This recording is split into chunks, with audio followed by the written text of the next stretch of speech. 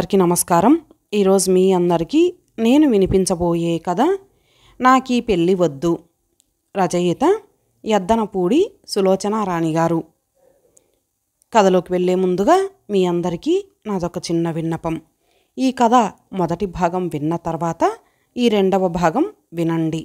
ఇక కథలోకి వెళితే, వాకిట్లో వాళ్ళని చూస్తూనే విశాలక్ష్మమ్మ గారు శోకంతో శివం ఎత్తినట్టయింది. చెట్టంత కొడుకు హఠాత్తుగా గుండె ఆగి చచ్చిపోయి శవంగా మారిపోతే, ఆ శవాన్ని నిర్దయగా కాల్చి పారేస్తే ఈ లోకం ఇంకా ఇలాగే ఉండిపోవటం ఎందుకో ఆవిడకు అర్థం కావటం లేదు.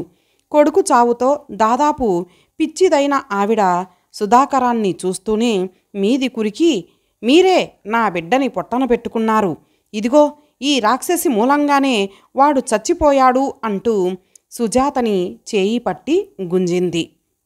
అనుకోకుండా ఎదురైన ఈ సంఘటనకి అంతా తెల్లబోయారు. సుజాత భయంతో అన్నగారి గుండెలకి బల్లిలా అంటుకుపోయింది. నీ మొహానికి పెళ్ళంటే నీ మొహంలో వాడి చావు రాసిపెట్టుందని నాకు తెలుసు, అందుకే వద్దంటే వాడు విన్నాడా? ఇప్పుడు అనుభవిస్తున్నది ఎవరు? నీకేమే, నువ్వు రేపీ పాటికి పెళ్లి చేసుకొని బాగానే ఉంటావు, అయినా పెళ్ళి ఎలా చేసుకుంటావో చూస్తాను. వాడు కూడా నా కొడుకు మళ్ళే మూడో నాటికి చావకపోతే నా పేరు విశాలక్ష్మమ్మ గారు కాదు. చూడు, వడగళ్ళ వానలా ఆవిడ సుజాత మీద కురిపిస్తున్న శాపనార్థాలని వినలేక ఎవరో సుజాతని అక్కడ్నుంచి అవతలకు లాక్కుపోయారు. ఆ రాత్రికి రాత్రే భార్యని చెల్లెల్ని వెంటబెట్టుకొని బెజవాడ తిరిగి వచ్చేశాడు సుధాకరు. జరిగిన ప్రయత్నాలు వృధా అయ్యాయి. అనేకంటే చెల్లెలు జీవితం ఇలా భగ్నమైపోయిందే అన్న బాధ ఎక్కువైంది సుధాకర్కి. జీవితం పక్కవాటుగా వచ్చి అనుకోకుండా కొట్టిన ఈ దెబ్బకి సుజాత మనసు దిమ్మెరపోయింది. చాలా రోజుల వరకు మతిపోయిన దానిలా గదిలో అలా గంటలు గంటలు కూర్చుండిపోయేది. 2 సంవత్సరాలు ఇట్టే గడిచిపోయినాయి. జరిగిన ఈ సంఘటన కూడా పాతబడిపోయింది. శాంత ప్రోద్బలంతో మరలా సుధాకర్ సుజాత కోసం సంబంధాలు వెతకసాగాడు. విశాలక్ష్మమ్మ గారు 1000 నాలుకలతో సుజాత దురదృష్టాన్ని చాటటం మానలేదు. 1-2 సంబంధాలు కుదరబోయి ఈ సంగతి తెలిసి వెనక్కు జంకినాయి. రోజులు గడుస్తున్న కొద్దీ తన చెల్లెలు దురదృష్టవంతురాలు కాదని, దానితో జీవితం పంచుకునే అవకాశం లేని మధునే దురదృష్టవంతుడు అనిపించేలా సుజాత జీవితం చక్కదిద్దాలని సుధాకర్లో గట్టి పట్టుదల ఏర్పడింది. కానీ ఎవరు ఎలా అనుకున్నా సుజాత మనసులో విశాలక్ష్మమ్మ గారి తిట్లు శిలారూపం ధరించాయి. ఆవిడ బాధ తన పాలిట శాపంలా మారి జీవితాంతం తను ఎక్కడున్నా తనకి సుఖం లేకుండా చేస్తుందనే నమ్మకం ఏర్పడిపోయింది. అది తెలిసి ఇంకో వ్యక్తిని దానికి బలి చెయ్యటం సుజాతకిష్టం లేదు. అందుకే ఇవాళ అన్నగారితో అలా నిస్సంకోచంగా నాకు ఈ పెళ్ళి వద్దు అని చెప్పగలిగింది. సుజాత అదృష్టమో దురదృష్టమో దానికి సవాల్ అంటున్నట్లుగా నిశ్చయమైన ఈ సంబంధము చూస్తే సుధాకర్కి కూడా మతిపోయినంత పనయ్యింది. పెళ్లి కొడుకు శేఖరానికి ఉన్న డబ్బుకి ఇనప్పెట్టెకి కాపలా అన్నట్టు ఒక్క ముసలమ్మ తప్ప ముందు వెనక ఎవరూ లేరు. బోలెడంత ఆస్తితో పాటు మంచి సంస్కార హృదయం కూడా కలిగి ఉండటం అతని ప్రత్యేక లక్షణం అనిపిస్తుంది. ఆడవాళ్ళకి చదువు కంటే అందం, అందం కంటే గుణం ప్రధానం అనే మనిషి అతను.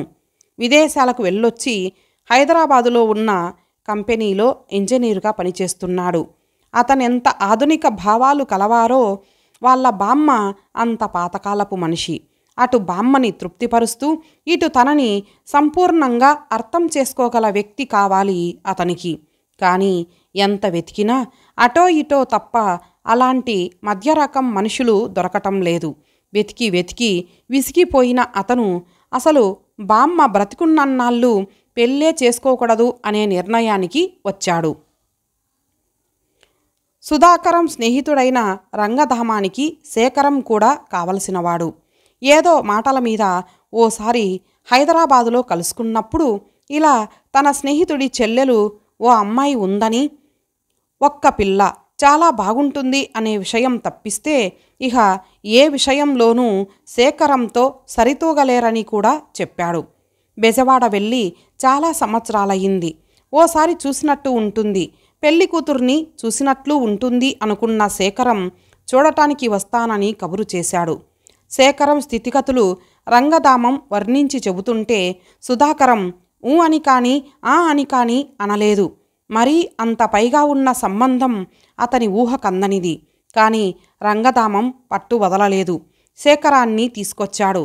సన్నగా పొడుగ్గా రివటలా ఉన్న సుజాత క్షణంసేపు శేఖరం కనులలోకి చూసి అవి తన వైపే ఆసక్తిగా చూస్తున్నాయని గ్రహించి వెంటనే కనులు ప్రక్కకు తిప్పేసుకుంది.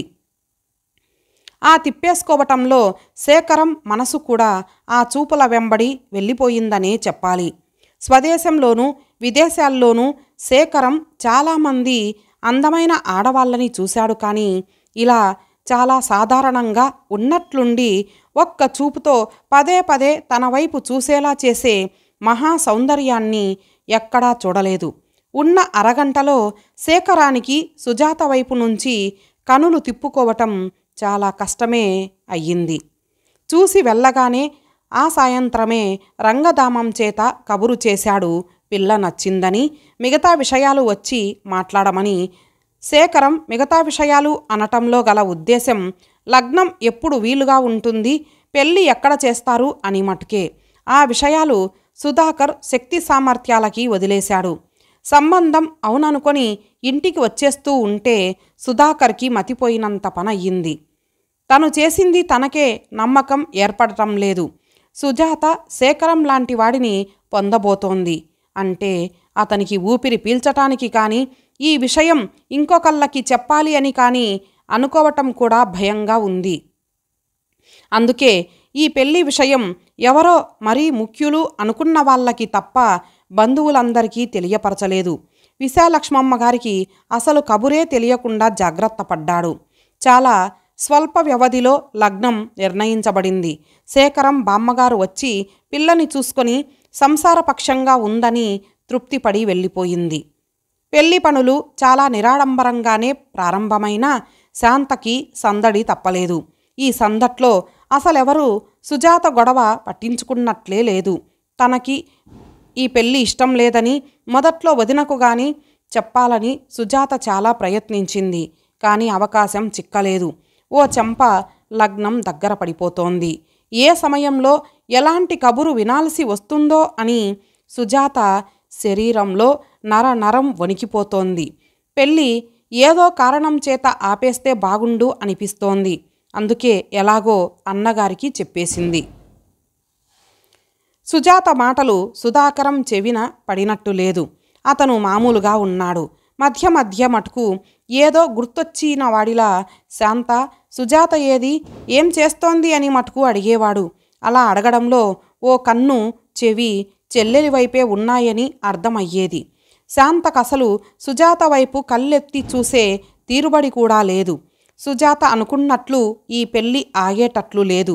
ఉరిశిక్ష దగ్గర పడుతున్న ఖైదీ గుండెల్లా సుజాత బిగబట్టుకొని ఆ క్షణం కోసం ఎదురు చూస్తోంది.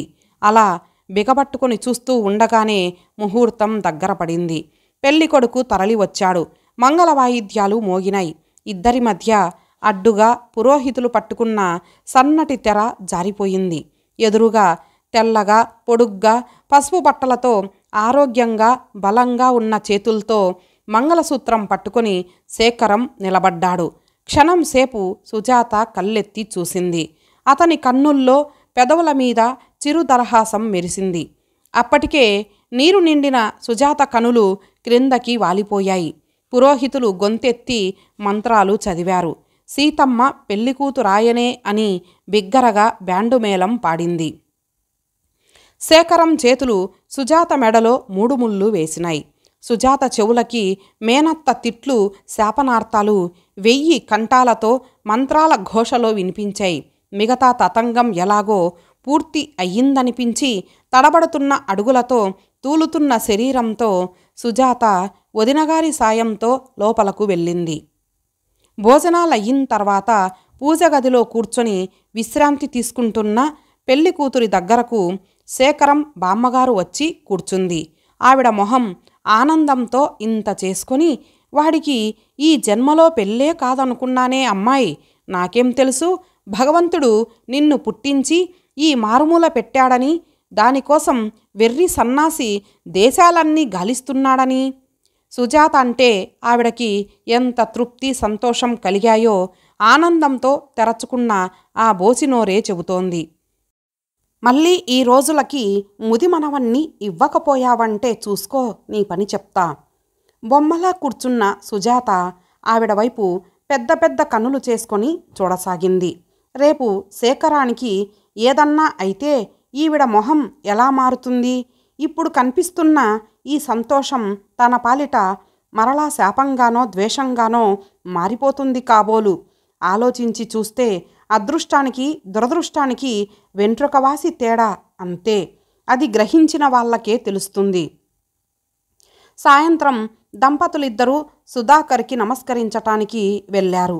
వాళ్ళు శాంతం వంగకుండానే ఇద్దరిని చెరో చేత్తో లేవదీస్తూ చెల్లెలి చేతిని శేఖరం చేతిలో పెడుతూ, శేఖరం, నా చెల్లెలి మనస్సు శరీరం కంటే సుకుమారం, అపురూపం కూడాను అన్నాడు. అపురూపమైన వస్తువుల్ని ఎంత జాగ్రత్తగా చూసుకోవాలో నాకు తెలుసులే సుధాకర్ అన్నాడు శేఖరం నవ్వుతూ. అతని నవ్వు పరధ్యాసగా ఉన్న సుజాతని పట్టి ఈ లోకంలోకి తెచ్చి మరీ గిలిగింతలు పెట్టింది. దూరంగా నిలబడి ఎవరో ఈడు జోడు చక్కగా కుదిరింది, కన్నుల పండువగా ఉంది అనటం విని సుజాత చటుక్కున తల తిప్పి అటువైపు చూసింది. చూస్తుండగానే కలలోలా అన్నీ జరిగిపోయాయి. శేఖరానికి ఎక్కువగా సెలవులు లేకపోవటం వల్ల వెంటనే వెళ్ళిపోవాల్సి వచ్చింది. ఆ రాత్రి సుజాతని దగ్గరకు లాక్కుంటూ, పెళ్లి కూతుళ్ళని వెతుక్కోవటంలోనే నా సెలవులన్నీ కరిగిపోయాయి. తీరా పెళ్లి కూతురు వచ్చేసరికి సెలవే లేదు చూడు అన్నాడు నవ్వుతూ.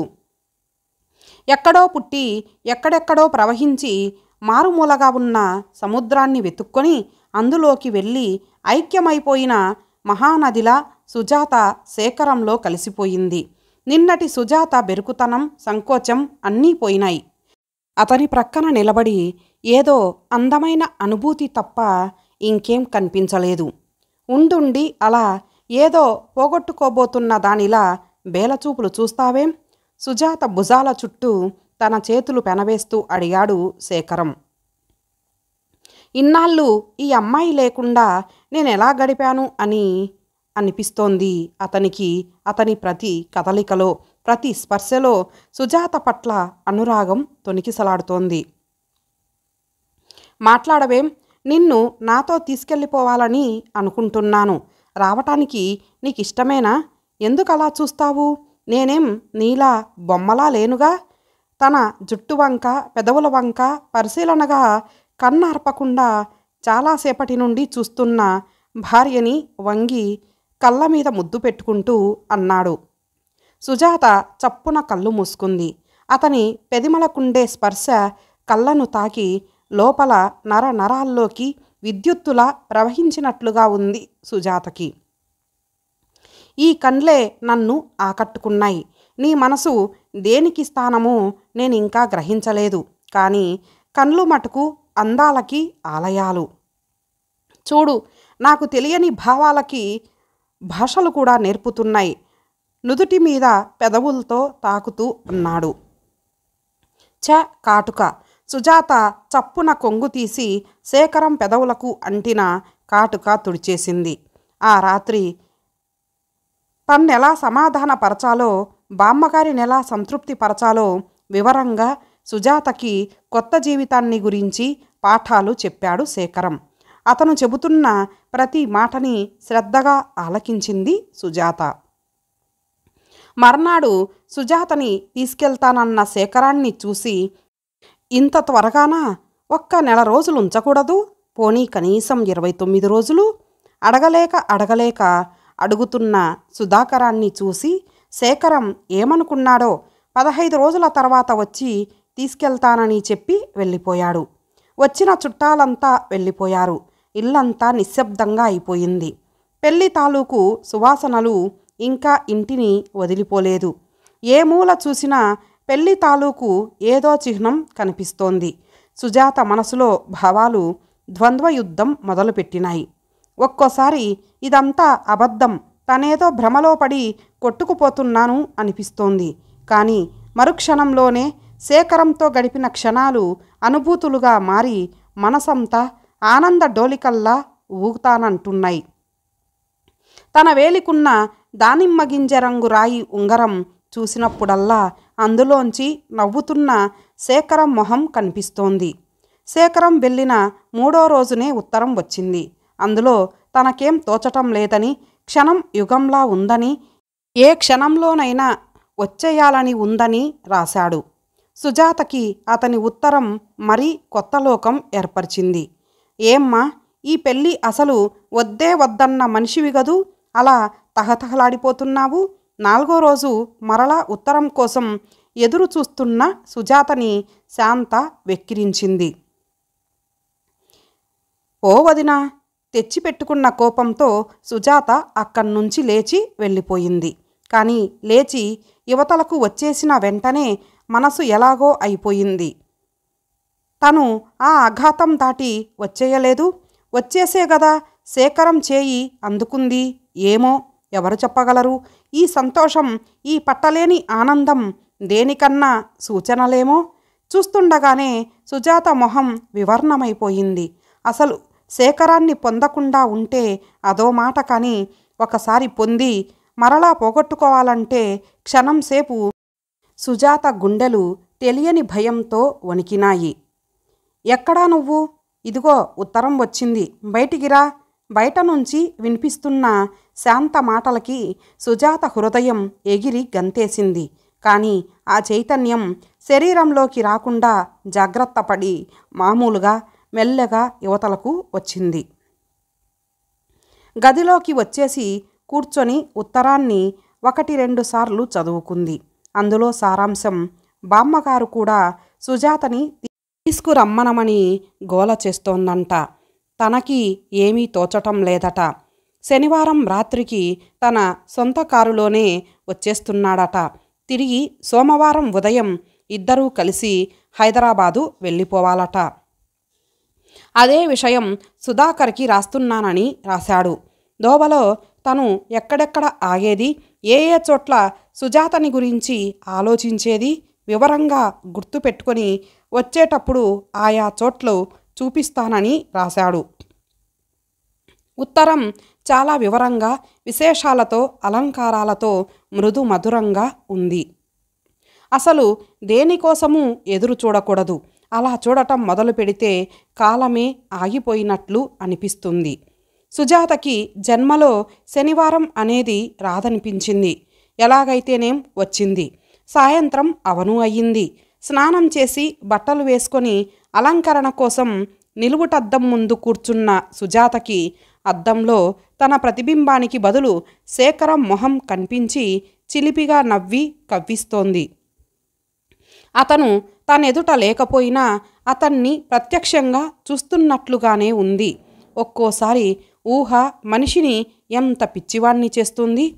జడ వేసుకోవటం పూర్తయి ఒకసారి పెట్టుకున్న పూలే సరిగ్గా కుదరలేదని తీసేసి మరలా పెట్టుకుంటూ ఉండగా వెనక నుంచి శాంత వచ్చి, ఏవమ్మోయ్, ఇంకా నీ సింగారం పూర్తి కాలేదా? అతనికి అన్నంలోకి ఏం చేయమంటావు అంది. పోవదినా, నాకేం తెలుస్తుంది? కృత్రిమ కోపంతో పెదవులు ముడుచుకుంటూ అంది సుజాత. లేకపోతే నాకు తెలుస్తుందా? మరి గంటలు గంటలు గదిలో కూర్చొని చెప్పుకున్న ఆ కబుర్లన్నీ ఏమిటో? సుజాత పక్కుమని నవ్వింది. బావుంది. అయితే నీకేం కూర ఇష్టం? ఏ పులుసు ఇష్టం? ఇవేనా కబుర్లు? కాక ఏమోనమ్మా, నాకేం తెలుస్తుంది? మీ అన్నయ్య నన్ను మొట్టమొదట అడిగిన మాట, నీకు గుత్తి వంకాయ కూర వచ్చునా అనే. గాంభీర్యం తెచ్చిపెట్టుకొని అంటున్న వదినగారి మాటలకి సుజాత కిలకిలా నవ్వేసింది. ఖంగుమన్న ఆ నవ్వులో మనసులో పొంగుతున్న సంతోషం కట్టలు తెంచుకొని ప్రవహిస్తోంది. ఏమిటి వంకాయ కూర అంటున్నావు? అప్పుడే సుధాకర్ లోపలికి వస్తూ అడిగాడు. ఏం లేదు, అన్నంలోకి ఏం చెయ్యాలో సుజాతని సలహా అడుగుతున్నాను. శాంత లోపలికి పారిపోయింది. ఓహో, ఇదెప్పట్నుంచి అన్నాడు సుధాకరు వస్తున్న నవ్వు పైట చెంగులో దాచేసుకోవటానికి ప్రయత్నిస్తున్న చెల్లెలి వంక చూస్తూ. ఏమ్మా, నీ పని కాలేదు? ఆయన వచ్చే వేళయ్యింది, ఇంకో గంటలో వచ్చేయవచ్చు అంటూ అతను బయటికెళ్ళిపోయాడు. సుజాత మరలా అద్దం వైపు తిరిగింది. ప్రతిబింబంతో మళ్ళీ సంభాషణ మొదలయ్యింది. అవును, వదిన మాటలు నిజమే. ఈసారి అతనికి ఏమేమి ఇష్టమో అన్నీ అడగాలి. రంగులు కూడా. ఏ రంగు చీరలు ఇష్టమో తెలుసుకోవాలి. తెలుపు అతనికి ఇష్టం ఉంటుందో ఉండదో కట్టుకున్న తెల్ల చీర వంక చూసుకుంటూ అనుకుంది. ఎలాగో 7 గంటలయ్యింది. గడియారం గంటలు కొట్టింది. సుజాతకి హెచ్చరిక చేసి మరలా తన పని చూసుకోసాగింది. ఆ గంటలు విన్నప్పట్నుంచి సుజాతకి కూర్చోబుద్ధి కావటం లేదు.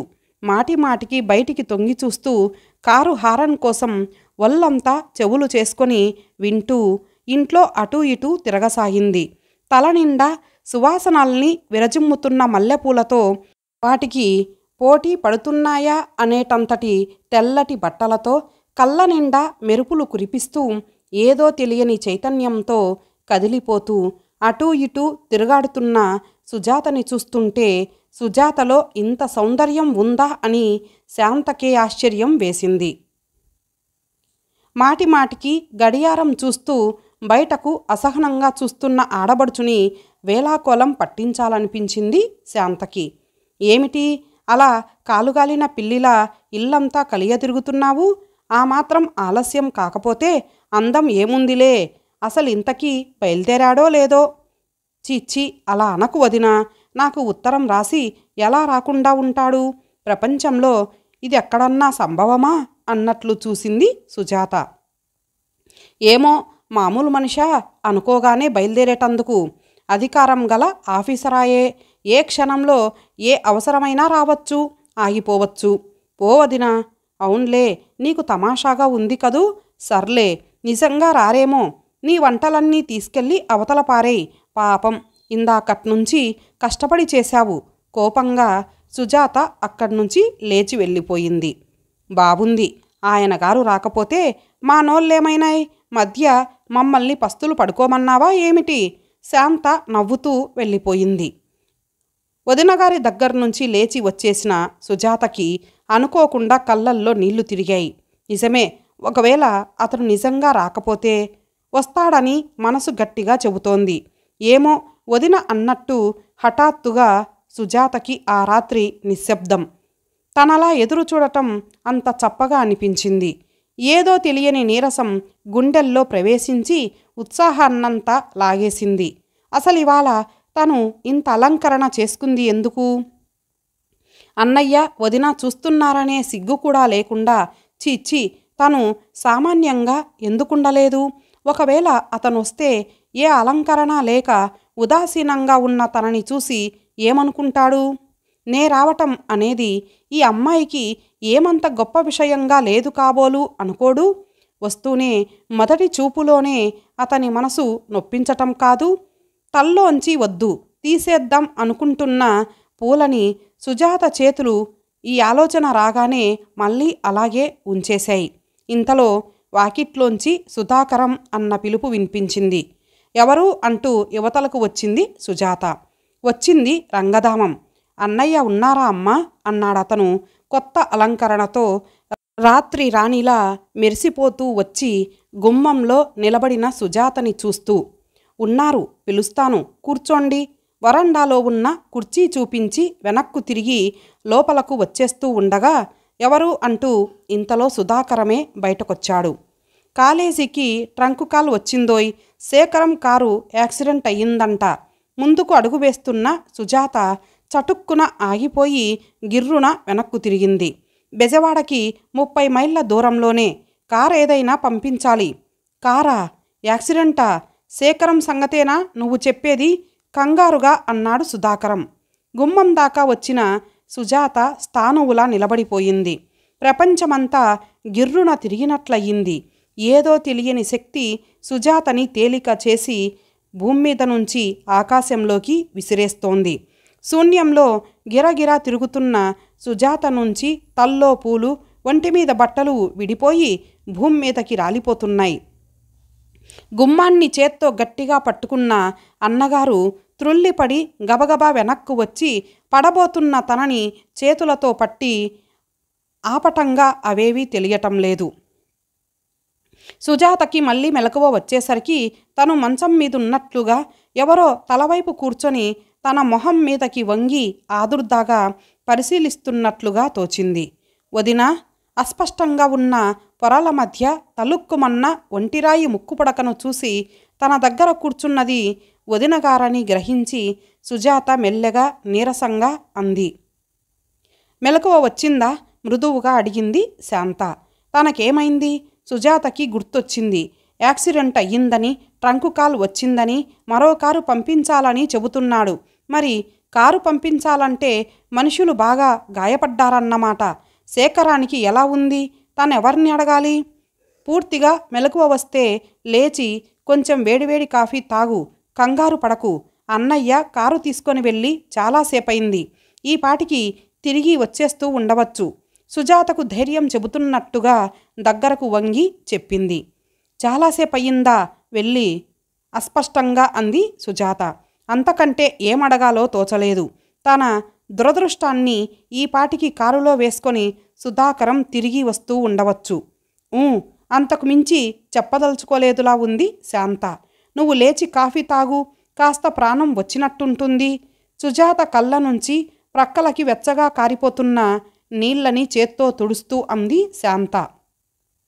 తన మనసు కూడా ఎలాగో ఉంది. ఇందాక తమాషాకి అతను రాలేదేమో అని తను ఎగతాళి చేసింది. ఎన్నడూ లేంది తన నోటి నుంచి అలాంటి పరిహాసం ఎందుకొచ్చిందివాలా? సుజాత లేచి కూర్చుంది.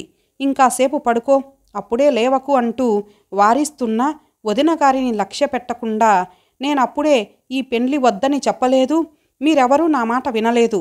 నాకు తెలుసు అత్తయ్య మాట అక్షరాల నిజమవుతుందని. హఠాత్తుగా మోకాళ్ళ మధ్య తలదించుకొని ఏడవటం మొదలుపెట్టింది సుజాత. ఇది మరీ బాగుంది. ఏమిటా పిచ్చి మాటలు? మందలించింది శాంత. మొదట్నుంచి నా మాటలు మీరలాగే తోసేశారు. నాకు తెలుసు వదిన, నా క్షోభ, నా భయం మీరిప్పుడు ఆలోచించలేరు. లేకపోతే ఇన్ని దేశాలు కారులో తిరిగిన మనిషికి ఈ యాక్సిడెంట్ ఏమిటి? నా దురదృష్టం కాకపోతే నువ్వు అన్నయ్య కలిసి అతన్ని మోసం చేసి నన్ను అతనికి అంటగట్టారు. వెక్కిళ్లతో సుజాత పక్కలు కదిలిపోతున్నాయి. అర్థం లేని ఈ మాటలకి ఏం జవాబు చెప్పాలో శాంతకి తోచలేదు.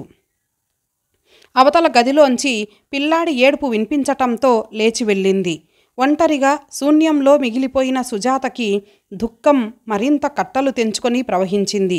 ఎన్ని అనుకుంది తను? అతనికి ఎన్ని చెప్పాలనుకుంది? ఈ 10 రోజులలో అతనితో తను గడపబోయే జీవితాన్ని గురించి ఎన్ని కలలు కంది? అసలు పెళ్ళైన తర్వాత అతని వెంట ఉండకుండా తను దూరంగా ఎందుకుంది? తన కోసం ఆత్రంగా పరిగెత్తుకొస్తూ పడి దెబ్బలు తినడం. భగవాన్! రక్తపు మడుగులో తేలుతున్న శేఖరం సుజాత కండ్ల ముందు మెదిలాడు. ఇంతలో మరలా గదిలో అడుగుల చప్పుడు వినిపించింది. సుజాత తలెత్తకుండానే మరింత ఏడుస్తూ, వదినా, అన్నయ్య ఇంకా రాలేదేం? వెంట అసలు నన్ను తీసుకెళ్లకుండా ఎందుకెళ్ళాడు? నేనేం చెయ్యను అంటూ స్పష్టంగా అంది. బలంగా ఉన్న చేయి మృదువుగా సుజాత చేతి మీద పడింది. అన్నయ్య! ఆ స్పర్శతో ఉలిక్కిపడి తలెత్తి చూసిన సుజాత కొయ్యబారిపోయింది. తను చూస్తున్నది వాస్తవమో అబద్ధమో అర్థం కాలేదు. ఎదురుగుండా నలిగిన బట్టలతో చెదిరిపోయిన జుట్టుతో కొంచెం అలసటగా నవ్వుతూ శేఖరం నిలబడి ఉన్నాడు. సుజాత! అతని కంఠం బరువుగా జీరగా వినిపించింది. మీరా? ఇంకా తన కళ్ళు తనని మోసం చేస్తున్నాయేమో అనే అనుమానంతో తెల్లబోతూ రెప్పవాల్చకుండా అంది. నేనే దాదాపు మృత్యు ముఖంలోకి వెళ్ళి వెంట్రుక వాసిలో తప్పించుకొని బయటపడి వచ్చాను. మంచం మీద కూలబడుతూ అన్నాడు శేఖరం. సుజాత అతని ఒడిలో వాలిపోయింది. ఒకవేళ ఇది కలే అయితే తన మతి భ్రమిస్తే అది శాశ్వతంగా ఉండిపోవాలనిపిస్తోంది సుజాత మనసుకి. మీరేనా? మీరేనని, ఇది నిజమని చెప్పండి. శేఖరం చేతిని గట్టిగా 2 చేతులతో పట్టుకుంటూ అంది. సుజాత మాటలకి జవాబుగా శేఖరం తల నిమురుతూ ఉండిపోయాడు. అతని కళ్ళల్లో కూడా నీళ్లు తిరిగాయి. ఎవరిదో కంఠం వినిపించటం వల్ల కాబోలు బాబుకి పాలిస్తున్న శాంత అలాగే లేచి వచ్చింది. వస్తూనే గుమ్మం లోపల నుంచి కనిపిస్తున్న దృశ్యం చూసి తెల్లబోయి గబగబా పైట చెంగు సరిచేసుకుంది. గుమ్మంలో కనిపించిన శాంతని చూసి శేఖరం నవ్వాడు. లేచి నిలబడటానికి వీల్లేనంత గట్టిగా పెనవేసుకొని ఒడిలో ఉంది సుజాత. నా కళ్ళని నమ్మలేకపోతున్నాను అంది శాంత లోపలికి వస్తూ. సమాధానంగా శేఖరం నవ్వుతూ, నేను అంతే, మిమ్మల్నంతా మళ్ళీ ఇలా చూస్తాననుకోలేదు. అదృష్టం కొద్దీ బయటపడ్డాం, కానీ కారు తుక్కుతుక్కయ్యింది అన్నాడు. శేఖరం చెప్పడం మొదలుపెట్టాడు. కారు ఖాళీగానే వస్తోంది కదా అని తెలిసిన వాళ్ళు వస్తుంటే వాళ్ళని కూడా ఎక్కించుకొచ్చాడట. అప్పటి వరకు అతనే డ్రైవ్ చేశాడట. కొద్దిగా అలసటగా అనిపించి వెనక కూర్చున్న వాళ్లతో డ్రైవింగు బాగా తెలిసిన అతన్ని స్టీరింగు తీసుకోమన్నాడట. తను వెనక కూర్చున్నాడు. ఆ కూర్చోవటంలో బ్యాక్ డోర్ సరిగ్గా పడలేదు. ఆ పడకపోవటమే శేఖరం క్షేమంగా తిరిగి రావటానికి కారణం అయ్యింది. ఎదురుగుండా వస్తున్న లారీని తప్పించటానికి ప్రక్కకు తిరిగిన అతను 2 సైకిళ్ళు అడ్డు రావటంతో అవి 2 అడ్డదిడ్డంగా రోడ్డు మధ్య పరిగెత్తటంతో వాటిని తప్పించుకోవటంలో కారు వెళ్ళి ప్రక్కనున్న చెట్టుకి గుద్దుకుంది. అంతా క్షణంలో జరిగిపోయింది. వెనక కూర్చున్న శేఖరం మరో అతను తలుపు సరిగ్గా పడకపోవటంతో విసిరేసినట్టు వెళ్ళి అంత దూరాన పడ్డారు. డ్రైవింగ్ సీట్లో కూర్చున్న అతను మటుకు చెట్టుకు గుద్దుకొని తలక్రిందులైన కారులో ఇరుక్కుపోయాడు. అతనికి మటుకు బాగా గాయాలయ్యాయి. శేఖరం చెబుతున్న దానిని సుజాత, శాంత ఇద్దరూ ఊపిరి పీల్చటం మర్చిపోయి వింటున్నారు. అదృష్టవశాత్తు అక్కడికి ఓ 1/2 మైలు దూరంలో చిన్న ఊరు ఉంది. అక్కడికి వెళ్ళి అక్కడున్న బ్లాక్ డెవలప్మెంటు ఆఫీసులోంచి బెజవాడకి ఫోన్ చేశారు. సుధాకరం కారు తీసుకొని వచ్చేసరికి బ్లాక్ డెవలప్మెంటు ఆఫీసరు మరి 3 సాయంతో కారును సరిచేసి దెబ్బతిన్న అతన్ని యువతలకు లాగారు. అతనికి ఒంటి మీద స్పృహ లేదట. హాస్పిటల్లో చేర్చామని చెప్పాడు. వారేరి అంది శాంత సుధాకరాన్ని గురించి అడుగుతూ. నాతో పాటు వెనక కూర్చున్న అతన్ని ఇంటి దగ్గర దించి కారు ఇచ్చేసి రావటానికి వెళ్ళాడు. వదిన వచ్చింది. లేచి సరిగ్గా కూర్చోవాలని కాసేపు అనిపించింది సుజాతకి. కానీ లేచేటందుకు ఓపికే లేకపోయింది. ఇంతలో సుధాకర్ వచ్చాడు. సుజాత లేచిందా, ఎలా ఉంది అంటూ. రంగధామం వచ్చి యాక్సిడెంట్ అయ్యిందనగానే నిలబడ్డట్టే విరుచుకుపడిపోయింది శేఖరంతో అన్నాడు. అలాగా, నాకు చెప్పలేదు. ఏం చెప్పమంటావు? నిన్ను సవ్యంగా చూసిన తర్వాత కానీ నా మతి నాకు తిరిగి రాలేదు అంటూ శాంతవైపు తిరిగి, ఏమే వేడి నీళ్లు స్నానానికున్నాయేమో చూడు, స్నానం చేస్తే కానీ కాస్త ప్రాణం రాదు అన్నాడు. శాంత లోపలికి వెళ్ళిపోయింది. అబ్బా, ఇవాళ లేచి ఎవరి మొహం చూశామో కానీ అందరం అదృష్టవంతులం. ఏది, మీ చెల్లెలు కాస్త కాఫీ అయినా ఇచ్చిందా నాకు అని శాంత అని పిలుస్తూ సుధాకర్ లేచి లోపలకు వెళ్ళాడు. ఆ రాత్రి పడుకోబోతూ ఉండగా, ఇంకా ఎందుకు అలా మాటిమాటికి కళ్ళనీరు పెట్టుకుంటావు? నేను క్షేమంగానే తిరిగి వచ్చేశానుగా అన్నాడు శేఖరం సుజాతని దగ్గరకు లాక్కుంటూ. మీరు ఆడపిల్లైతే అప్పుడు తెలిసేది మీకు, కన్నీళ్ల మధ్య నవ్వుతూ అంది సుజాత. అబ్బో అలాగా, నేను ఆడపిల్లనైతే నువ్వు మగపిల్లాడుగా పుట్టవద్దు మరి అన్నాడు శేఖరం. నిజంగా నాకేదో పీడకల జరిగిపోయినట్లనిపిస్తోంది. భర్త చేతుల్లో ఒరిగిపోయి గుండెల కంటుకుపోతూ అంది. నేను ఇలా తిరిగి రావటం కేవలం నీ అదృష్టమే సుజాత. తిరిగి వస్తుంటే నాకదే అనిపించింది. భగవంతుడు ఎప్పుడూ చాలా మంచివాడని బామ్మ అంటూ ఉంటుంది. ఇలాంటి భార్యనిచ్చి జీవితం లేకుండా చేస్తే ఏమైపోవాలి నేను? సుజాత నుదుటి మీద ముద్దు పెట్టుకుంటూ అన్నాడు. నిజమే, నేను అదృష్టవంతురాలినే. ఆ నమ్మకమే నాకు ఇప్పుడు ఏర్పడింది. ఇక నుంచి మీరు క్షణం కూడా నన్ను వదలవద్దు. మీరు ప్రక్కనున్నప్పుడు ఎంతో అందమైన భావాలని కలిగించే ఊహ మీరు లేకపోతే నాకు నరకాన్ని చూపిస్తుంది. నేనది భరించలేను. ఆగి ఆగి అస్పష్టంగా అంది సుజాత, తనని బలంగా చుట్టేసిన భర్త చేతుల్లో మరింత ఒదిగిపోతూ. ఇంతటితో ఈ కథ సమాప్తం. మరలా మరొక మంచి కథతో కలుద్దాం. అంతవరకు సెలవు. నమస్తే.